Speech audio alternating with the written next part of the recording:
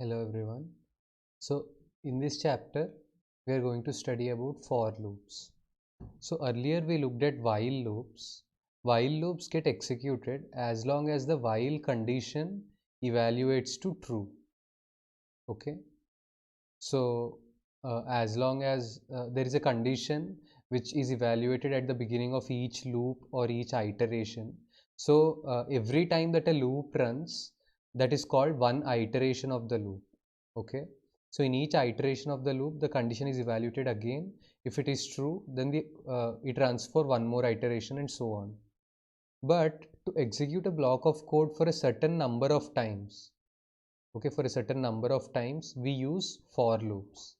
Let us see how to write these for loops. A for statement looks something like this. Okay. So one second.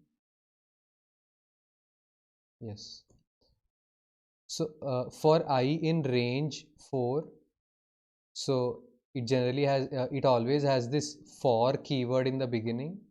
Then it has a variable name. So here the variable is I. Okay. Then it has the in keyword for I in, and then usually it has a call to the range method or range function, and this range function can take either 1, 2 or 3 arguments. Okay.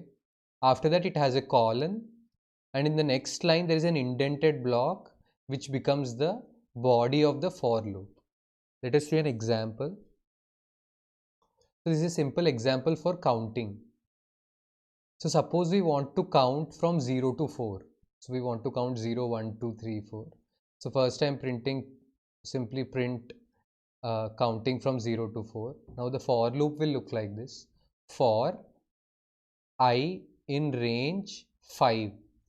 So the way for loops work is that, uh, or for example, or I should say that the way range function works is that whatever argument is passed here, the upper limit, so we go up to but not including this number. So we go up to but not including 5. So when we specify only one argument to this range function, by default we start from 0. Okay, by default counting starts from 0, and then we go up 0, 1, 2, 3, so on. We go up till 5 but without including 5. That means we only go till 4. Okay. So here I am saying print, and inside this I am saying number, and I am using this format method. So if I run this code, so this will be the output. So basically in each iteration of the loop, in the first iteration, I started with I equal to 0. In the next iteration, whatever variable that I specify here, this gets updated in each iteration. Okay. The variable I gets updated in each iteration, and whatever should be the next value of I, that is given by this range function. Okay. So range starts from 0, 1, 2, 3 and it goes to 4. So that is why you get this output. So the first time the loop is run, the variable is set to 0. The variable I goes up to but not including the number passed to range. So now if you want to look at the flow chart, so first I just put a simple print statement counting from 0 to 4. Then this is my loop for I in range 5. So basically I will start from 0 and 1, 2, 3 and 4. So this loop will simply run for 5 times, and each time it will print number, space, and whatever is the value of I, that will be printed, and the value of I is getting updated each time 0, 1, 2, 3, 4. So that is why we get this output number 0, number 1, number 2, number 3, number 4. Okay, and as soon as the loop is complete, we'll exit the loop and go to the next statement. Fine. Now let us look at another example. Suppose we want to add the numbers from 1 to 10. Okay. So what we do is, I take a variable called total. So whatever is the sum of the numbers, that I'll be storing in this variable called total. So I initialize total to 0, because before I add any numbers from 1 to 10, the sum is 0, right? So I initialize total to 0. So now I'm writing my for loop. I'm saying again this for keyword. Then here I'm naming, earlier we named my variable as I. For example, if you see here, the variable name is I, but here I'm using the variable name num. So you can use any variable name. The rules for creating a variable name. So you can use any variable name for num in range of 11. So why am I taking 11? Because I want the sum of numbers from 1 to 10 including 10. Okay, so I want to include 10. So to range I must pass the number 11, because range does not include whatever argument is passed to it. Okay, so after that what I do, I say total is total plus num. So what I'm doing here is, in each iteration of the loop I'm adding whatever is the number to the sum so far. Okay, so initially the sum is 0. In the first iteration I'll add simply 0, so that won't change anything. In the second iteration I'll add 1, so this becomes total is total plus 1, total becomes 1. In the next iteration I'll add 2, so like that in a series I'll add 1 2 3 4 so on till 10. So now if I run this, I get the sum of numbers from 1 to 10 is 55. Okay, now we can also write this same loop using a while loop. How to do that? Let us see. So in the same way as I've done here, I'll take a variable called total and I'll initialize it to 0. But now I need another variable to see like how many times I'm running these iterations. So just like we have this variable num here, in a for loop you don't have to do the initialization step for this loop variable, but in a while loop you have to do that.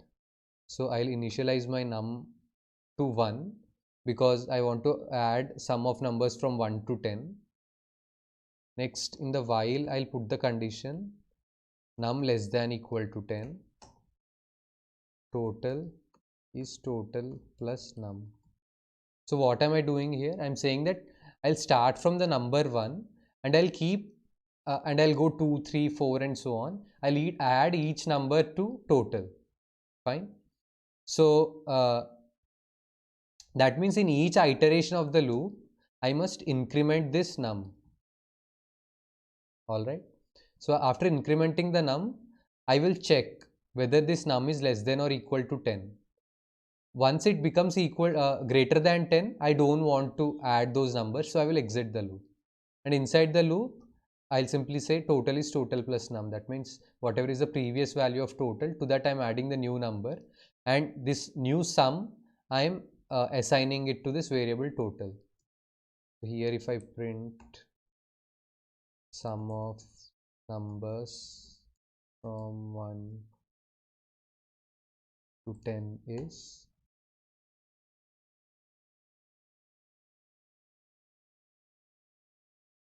so you can see that we get the same answer as 55. Okay, now I want to give you a little more information about this range function. So this range function, as I said before, it can take up to 3 arguments. That means you can either give it 1 argument, 2 arguments or 3 arguments, and it behaves differently in each of these cases. Okay, so basically these 3 arguments correspond to starting, stopping and stepping. Okay, so till now we have looked at how the range function behaves when only 1 argument is given to it. So when only 1 argument is given to it, the start is by default 0. The stop is this argument which is given to the range function. But whatever is the stop value, it does not actually take the stop value. It just stops one step before the stop value. Okay. So if I can write a range function which takes 2 arguments, the first argument will be the number where to start, and the second argument is the number up to but not including which range will count. Example, if I want to add the numbers from 10 to 15, including both 10 and 15. How will I do that? Again, I'll say total equals 0. Now I'll say for num in range. So I'm not starting from 0, I'm starting from 10. So I'll put that as the first argument. And the second argument is still where do I want to go? I want to go till 15, but I want to include 15. So I'll specify 16 here. And I'll say total is total plus num. And I can print total. So this will be the value 75. Fine. So when we pass two arguments to range, the first one is the starting number. This is included. The second number is the stopping number. But we stop one step before this. So basically this num will take the values, 10, 11, 12, 13, 14 and 15. So when you pass three arguments, so the first argument is the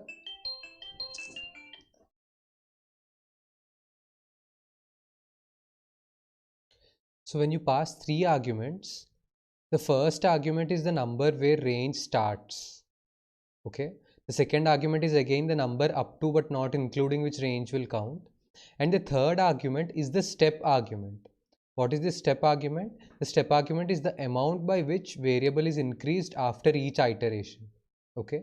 I'll explain this to you via an example. So suppose we want to add all the even numbers between 10 and 19. Okay. So here again, just like we have been doing before, I'll start by initialize total variable which will hold the sum to 0. Okay. Now I'll say for num in range. So I want to go from 10 to 19 and I want to include 19. So I'll say 10 to 20. And next I'll give the step size because I want only even numbers. So I'll give the step size as 2. Okay. Now I simply have to do total is again total plus num. So what this does is this will add all the even numbers between 10 and 19. How is that? Because each time instead of earlier what were the values that num was taking, num would go like 10, 11, 12, etc. But here num will take the values 10, 12, 14, 16 and 18 because it won't take the value 20 because we stop one step before that. So it will only take these values 10, 11, 12, 14, 16 and 18. Okay. So why is it taking the values like this? Because here we have specified the third argument to the range function as 2. So in each iteration it will update the value, it will add 2 to this whatever was the earlier value of num. Fine. Now if I print the total, so the sum of numbers between even numbers between 10 and 19 is 70. Now suppose similar example, if I want to add all the multiples of 3 between 1 to 100. So how can I do that? Again same formula, start with the total equals 0. Now for num in range, so we have to, what are the arguments that I should pass to this range function? Okay. So what is the first multiple of 3 between 1 to 100? It is 3, right? So I'll start my counting from 3. And how will I find the next multiple of 3? If I just add 3 to the previous multiple of 3, I'll get the next multiple of 3. Okay. So my step size will be 3. Step size is the third argument. So that will be 3. Now next question is till where should I go? I want between 1 to 100. So naturally I'll go till 101. Okay. So these will be the 3 arguments. I'll start from 3. I'll go till 101 because I want to include 100, and I'll go in step sizes of 3 because I want multiples of 3. Next step is simple. I just have to, in each iteration, I have to add this new number to the previous total, so that after the entire loop exits, my total will be sum of all the multiples of 3. So if I print the total, so sum of all multiples of 3, I'll get to be 1683. Now this range function is extremely flexible. So we can also pass negative parameters to this range function. Let me show you how. Suppose we want to count the numbers down from 5 to 1. Like earlier we saw an example here where we did the counting 0, 1, 2, 3, 4. But now we want to do the counting down. So how will we do this? So I'll say for I in range. Now here the starting number is 5, right? So always the first argument is the starting number. So I'll put the starting number as 5. And we are going down 5, 4, 3, 2, 1, 0. We want to go down till 0. So if we want to go down till 0, but range will always stop one step before, right? So we have to go till -1. I mean, we have to pass -1 as the second argument to range. And because we are going down, each step is like if you pass 2 as the step size, whatever is I value now, in the next iteration it will be I plus 2. But here what do you want to be the next I value in the next iteration? You want it to be 1 less. So you will pass this as -1. Is that clear? Step size is -1 here because in each iteration I is 1 less than previous, or I can say in each iteration I equals I minus 1. So this is my step size -1. Okay, so inside this what should I do? I should just print dot format I. I'll just put this comment here. Now let me run this. So here you see that I'm counting down 5, 4, 3, 2, 1, 0. Okay. Similarly, if I want to skip 2 steps and count down, I can say for I in range 5 minus 1 minus 2, count down but in steps of 2. So I'll print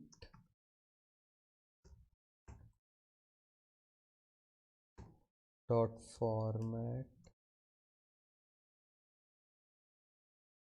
So you can see I'm counting down in steps of 2, 5, 3, 1, and the next step, if I take one more step, I'll go to -1, but I have to exclude -1, so I'm not including it.